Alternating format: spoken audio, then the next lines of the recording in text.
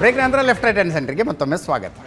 ಬ್ರೇಕ್ನಲ್ಲಿ ನೀವು ಅಡ್ವರ್ಟೈಸ್ಮೆಂಟ್ ನೋಡ್ತಾ ಇದ್ದಾಗ ನಾಗರಾಜ್ ಯಾದವ್ ಅವರು ಮುಖ್ಯಮಂತ್ರಿಗಳ ಕಚೇರಿಗೆ ಫೋನ್ ಮಾಡಿದ್ರು. ಕ್ಯಾಪಿಟಲ್ ಎಕ್ಸ್ಪೆಂಡಿಚರ್ ಕರ್ನಾಟಕದ ಎಷ್ಟು ಅಂತ ಕೇಳಿದ್ರು. ಗ್ಯಾರಂಟಿ ಯೋಜನೆಗಳನ್ನು ಇನ್ಕ್ಲೂಡೆಡ್ ಎಷ್ಟು, ಎಕ್ಸ್ಕ್ಲೂಡೆಡ್ ಎಷ್ಟು ಅಂತ. ತಪ್ಪಾಗಿದ್ದರೆ ಕ್ಷಮೆ ಕೋರ್ತೀನಿ ಅಂದಿದ್ರು ಅವರು. ಮುಖ್ಯಮಂತ್ರಿಗಳ ಕಚೇರಿ ತಮಗೆ ಸ್ಪಷ್ಟಪಡಿಸ್ತು ನಾಗರಾಜ್ ಯಾದವ್. ತಾವಾಗೆ ನಂಬರ್ಗಳನ್ನು ಹೇಳ್ಬಿಡಿ, ತಾವೇ ಹೇಳ್ಬಿಡಿ.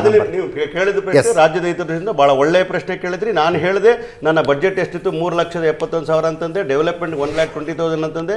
ಗ್ಯಾರಂಟಿಗೆ 52,000 ಅಂತಂದೆ. ನೀವು ಕೇಳಿದ್ರೆ ಕ್ಯಾಪಿಟಲ್ ಇನ್ವೆಸ್ಟ್ಮೆಂಟ್ ಎಷ್ಟು ಅದರಲ್ಲಿ ವಿತೌಟ್ ಗ್ಯಾರಂಟೀಸ್ ಅಂತ ಕೇಳಿದ್ರಿ. It should be about 55 lakh crores ಹೇಳಿದ್ರಿ. ಸರಿ ಇದೆ, ನೀವು ನನಗಿಂತ ಕೂಡ ಬುದ್ಧಿವಂತರ ಗೊತ್ತಿದೆ ನನಗೆ. ಹಾಗಾಗಿ ಹೇಳಿದ್ರೆ ಒಟ್ಟಾರೆ ಹೇಳ್ಬೇಕದು ಡೆವಲಪ್ಮೆಂಟ್ಗೆ ದುಡ್ಡು ಇಟ್ಟಿದ್ದೇವೆ. ಗ್ಯಾರಂಟಿಗಳು He has accepted my numbers, what I have told. ಅವರು ಆದ್ರೆ ಒಂದು ಮಾತ್ರ ಕ್ಲಾರಿಟಿ ಇದೆ ಅಂದ್ರೆ 52,000 ಕೋಟಿಗಳ ಗ್ಯಾರಂಟಿಗಳಿಗೆ ಕೊಟ್ಟಿರೋದು ನಿಜ. ಅದು ಬಡವರ ಪರವಾಗಿರ್ತಕ್ಕಂಥ ಸಬಲೀಕರಣಕ್ಕೋಸ್ಕರ ಇಟ್ಟಿರೋ ದುಡ್ಡು ಆಗ್ತದೆ. ಅದರ ಜೊತೆಗೆ ಉಳಿದಿರ್ತ ಕ್ಯಾಪಿಟಲ್ ಇನ್ವೆಸ್ಟ್ಮೆಂಟ್ ಸೇರಿಸ್ಕೊಂಡಾಗ 1,20,000 ಕೋಟಿನ ಡೆವಲಪ್ಮೆಂಟ್ಗೋಸ್ಕರ ಇಟ್ಟಿರ್ಬೇಕಾದ್ರೆ ರಾಜ್ಯ ಸರ್ಕಾರ ಮೊಟ್ಟಲ ಬದಲು ಮಾಡಿ ಯಾವಾಗಲೂ ಬಿಜೆಪಿ ಸರ್ಕಾರಗಳು ಎಂದೂ ಮಾಡಲಿಲ್ಲ ಇಂಥ ಒಳ್ಳೆ ಕೆಲಸಗಳನ್ನ. ಇವತ್ತು ಕೂಡ ಹೇಳ್ತೀನಿ ಕೇಳಿ, ಇಂಥ ಗ್ಯಾರಂಟಿಗಳ ಯಾವುದೇ ಬಿಜೆಪಿ ರಾಜ್ಯ ಸರ್ಕಾರಗಳೇ ಮಾಡ್ಲಿಕ್ಕಾಗ್ಲಿಲ್ಲ. ಅದು SC ST ಕೂಡ 24.1% ನಾವು ಏನ್ ತಂದ್ವಿ, SCP TSP ತಂದ್ವಲ್ಲ, ಅಂತ ಒಂದು ಅತ್ಯುತ್ತಮ ಬಿಜೆಪಿ JDS ತರಲಿಕ್ಕೆ ಸಾಧ್ಯವೇ ಆಗಲಿಲ್ಲ. ಚಂದ್ರಶೇಖರ್, ವಿಪಕ್ಷಗಳು ಕೂಡ ರಚನಾತ್ಮಕವಾಗಿ ಕೆಲಸ ಮಾಡಬೇಕು. ವಿಪಕ್ಷಗಳ ಕೊಡುಗೆ ಕೂಡ ನನ್ನ ಬೇಡಿಕೆ ಸರ್. ಅದು ರಾಜ್ಯದ ಅಭಿವೃದ್ಧಿಗೆ ಅದು ಕೊಡುಗೆ ಇರಬೇಕು. ನೀವು ಅಧಿಕಾರಕ್ಕೆ ಬಂದರೆ ಬಂಗಾರದ ತಗಡ ಹಾಕಿಸ್ತೀನಿ ರೋಡ್ ಮೇಲೆ ಅಂದಿದ್ರಿ, ಹಾಕ್ಸಿ ಈಗ ನೋಡೋಣ ಅಂತಂದರೆ ನೀವು ತಮಾಷೆ ನೋಡ್ತಾ ಇದ್ದೀರಿ ಅಂತ ಅರ್ಥ ಆಗ್ಬಿಡುತ್ತೆ. Don't do that. ಹಾಗೆ ಮಾಡುವುದರಿಂದ ರಾಜ್ಯದ ಆರ್ಥಿಕತೆ ಹಳಿ ತಪ್ಪುತ್ತೆ ಅನ್ನೋದರ ಕಲ್ಪನೆ ನಿಮಗೂ ಇರಬೇಕು.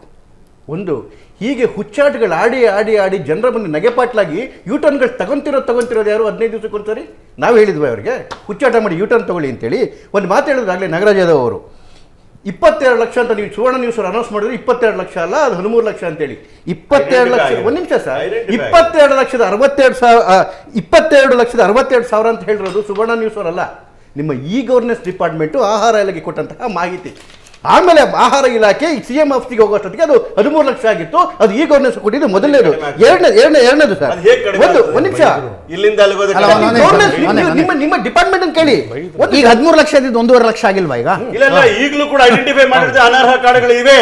ಆದ್ರೆ ಈಗ 1,02,000 ಮಾಡಿ 2 ಕ್ಯಾಟಗರಿ ಮಾತ್ರ ಇನ್ಕಮ್ ಟ್ಯಾಕ್ಸ್ ನೋಡಿ. ಒಂದು ಯಾಕೆ ಈ ಗೊಂದಲ ಇದ್ದಕ್ಕಿದ್ದಂಗೆ ಶುರುವಾಯಿತು ಅಂತ ಹೇಳಿದ್ರೆ, ಅಭಿಯಾನ ಅಂತ ಶುರು ಮಾಡಿದ್ರು ಇವರು. ಅಭಿಯಾನ ಶುರುವಾದಾಗ ಏನಾಗುತ್ತೆ, ಎಲ್ಲ ಆಫೀಸರ್ಗಳಿಗೆ ಒಂದು ಟಾರ್ಗೆಟ್ ಕೊಡ್ತಾರೆ. ಆ ಆಫೀಸರ್ಗಳ ದೃಷ್ಟಿಕೋನ ಜನರ ಇದಿರೋದಿಲ್ಲ, ಆ ಟಾರ್ಗೆಟ್ ಅನ್ನು ರೀಚ್ ಆಗೋದು ಅಂತೇಳಿ.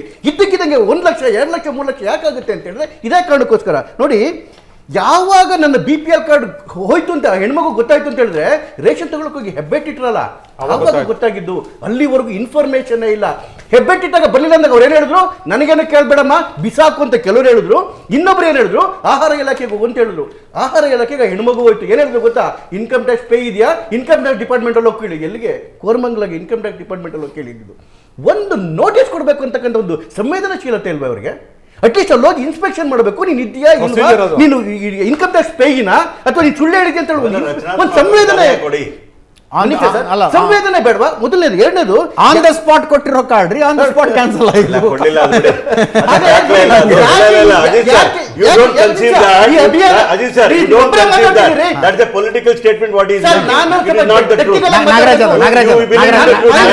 Nagaraj Yadav on the spot ಕೊಟ್ಟರು, ಚೆಕ್ ಮಾಡಿ ಕೊಟ್ಟರು, ಅನರ್ಹರಿಗೆ ಕೊಟ್ಟಿದ್ದಂತೂ ಸತ್ಯನಾ?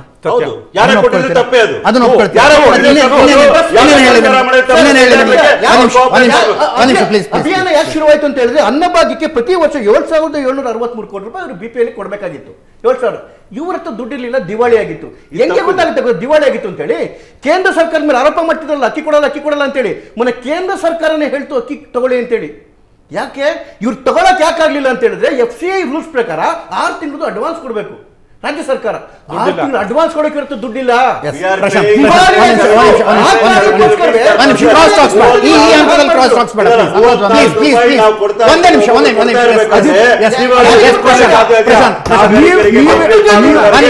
ನೀವೆತ್ತಿದ ಪಾಯಿಂಟ್ ಏನಿತ್ತಲ್ವಾ, ಅದನ್ನ ಎಕನಾಮಿಕ್ ಭಾಷೆಯಲ್ಲಿ ಆಸ್ಪಿರೇಷನಲ್ ಕ್ಲಾಸ್ ಅಂತ ಕರೀತಾರೆ, ಮಧ್ಯಮ ವರ್ಗ.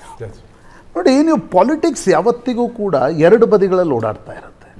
ನೀವು 2004ರಿಂದ 2014ರವರೆಗಿನ UPI UP1 2 ನೋಡಿ, ಒಂದು ನ್ಯಾಷನಲ್ ಅಡ್ವೈಸರಿ ಕಮಿಟಿ ಮಾಡಿ ಸಾಕಷ್ಟು ಈ ರೀತಿಯಾಗಿರ್ತಕ್ಕಂಥ ಯೋಜನೆಗಳನ್ನು ತರಲಾಯಿತು. ಬಟ್ ಅದಕ್ಕೆ ಪ್ರತಿಯಾಗಿ ನೀವು ಇನ್ಫ್ರಾಸ್ಟ್ರಕ್ಚರ್ ಡೆವಲಪ್ಮೆಂಟಿಗೆ ಪುಷನ್ನು ಏನು ವಾಜಪೇಯಿ ಸರ್ಕಾರ ಕೊಟ್ಟಿತ್ತು ಅದನ್ನು ಕೊಡಲಿಕ್ಕೆ UPA 2 UPA 1 ಸಾಧ್ಯ ಆಗಲಿಲ್ಲ. ಮೋದಿ ಸರ್ಕಾರ ಬಂತು. ಇಲ್ಲಿ 2013ರಿಂದ 18 ಸಿದ್ದರಾಮಯ್ಯನವರ ಸರ್ಕಾರ ಭಾಗ್ಯದ ಹೊಳೆಗಳನ್ನು ಹರಿಸ್ತು. ಆದರೂ ಯಾಕೆ 18ರಲ್ಲಿ ಚುನಾವಣೆ ಸೋಲ್ತು? ಈ ಎಸ್ಪಿರೇಷನಲ್ ಕ್ಲಾಸ್ನ ಕಾರಣ. ಎಸ್.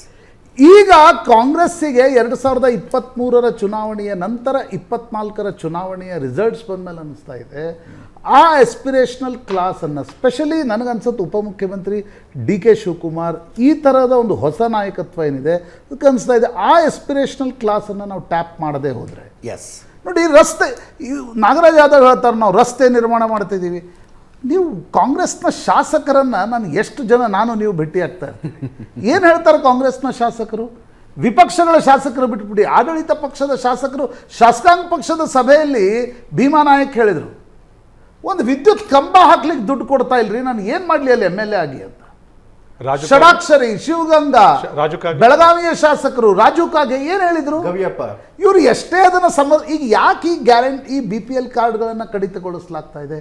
ಸರ್ಕಾರಕ್ಕೆ ಅನಿಸ್ತಾ ಇದೆ ನಾಳೆ ಏನಾದರೂ ಈಗ ಈ ರೀತಿ ಸರ್ಕಾರಗಳನ್ನು ನೀವು ಬರೀ ಗ್ಯಾರಂಟಿಗಳನ್ನು ನಡೆಸೋದಕ್ಕೆ ಮಾತ್ರ ಈ ಸರ್ಕಾರಗಳನ್ನು ಮಾಡಿದರೆ ಆಗಲ್ಲ.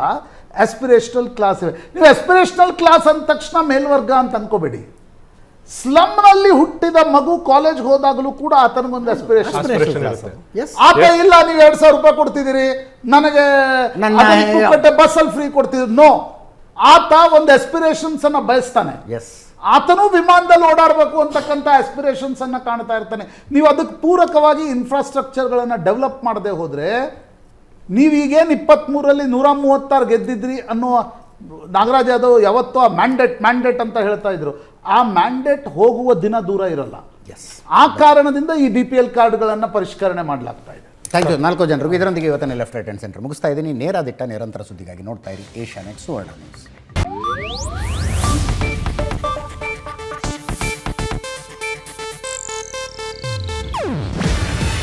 ಇದು ಏಷ್ಯಾನೆಟ್ ನ್ಯೂಸ್ ನೆಟ್ವರ್ಕ್ ಪ್ರಸ್ತುತಿ. ನೀವು ನೋಡ್ತಿದ್ದೀರಾ ಏಷ್ಯಾನೆಟ್ ಸುವರ್ಣ ನ್ಯೂಸ್.